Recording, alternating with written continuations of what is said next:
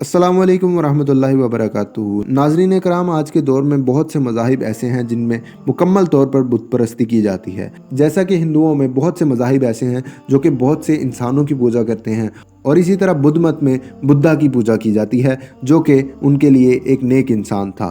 नाज़रीन कराम, इस वीडियो में मैं आपको बताऊंगा कि इस बुत परस्ती का आगाज़ कब, कहाँ और क्यों हुआ। हज़रत आदम अलैहिस्सलाम के इस दुनिया में आने के बाद आप अलैहिस्सलाम ने अपनी औलाद तक हक और सच का पैगाम पहुंचा दिया, लेकिन जब ये औलादें बढ़ती गईं तो इनमें गुमराही पैदा होती गई। हज़रत आदम अलैहिस्सलाम के ज़माने में कोई ऐसा शख्स मौजूद नहीं था जो कि बुतों की पूजा करता हो या किसी गैरुल्लाह की पूजा करता हो। बुत परस्ती का आगाज़ हज़रत नूह अलैहिस्सलाम के ज़माने में हुआ, जो कि हज़रत आदम अलैहिस्सलाम के औलाद में आप अलैहिस्सलाम के पोते थे, और सबसे ज़्यादा बुतों की पूजा हज़रत नूह अलैहिस्सलाम के ज़माने में शुरू हुई।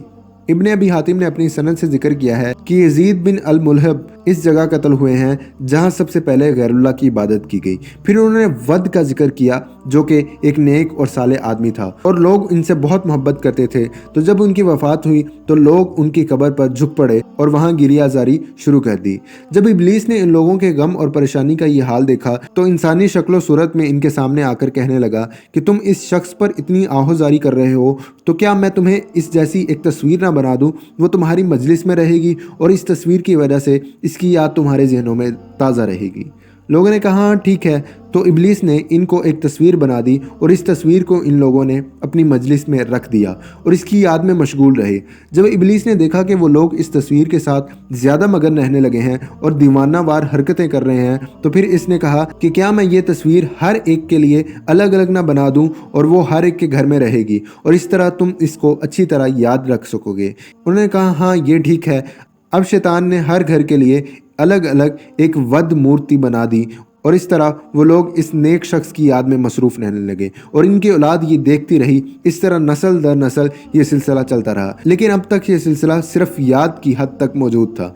आखिरकार इनकी याद का सिलसिला ख़त्म हुआ और इनकी औलाद ने वद की बुत परस्तिश शुरू कर दी। तो सबसे पहले अल्लाह के सिवा वद बुत की परस्तिश की गई, जिसकी वजह सिर्फ और सिर्फ ये थी कि एक नेक शख्स से लोगों ने अपनी मोहब्बत का इजहार इस कदर शुरू कर दिया कि उनके औलादों ने उस नेक शख्स के साथ अपनी मोहब्बत को बंदगी में तब्दील कर दिया।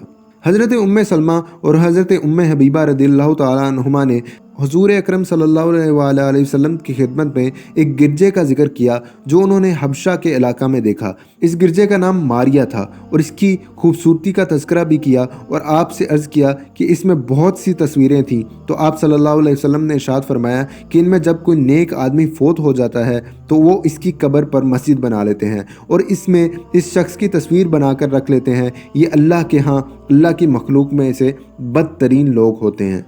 तो नाज़रीन कराम, वद वो शख्स था जो कि एक नेक और साले आदमी था, लेकिन लोगों ने उससे अपनी मोहब्बत का इजहार इस कदर किया कि उसकी परस्तिश शुरू कर दी। उनकी औलादों तक ये परस्तिश चलती चलती आज मुख्तलिफ मज़ाहिब में तब्दील हो चुकी है, जहाँ मुख्तलिफ लोग अपने अपने पसंदीदा लोगों की पूजा शुरू कर देते हैं। लेकिन इस्लाम का ये फैज़ है कि पूरी दुनिया में जहाँ जहाँ मुसलमान आबाद हैं सब वो एक खुदा को मानते हैं और उसी खुदा की इबादत करते हैं।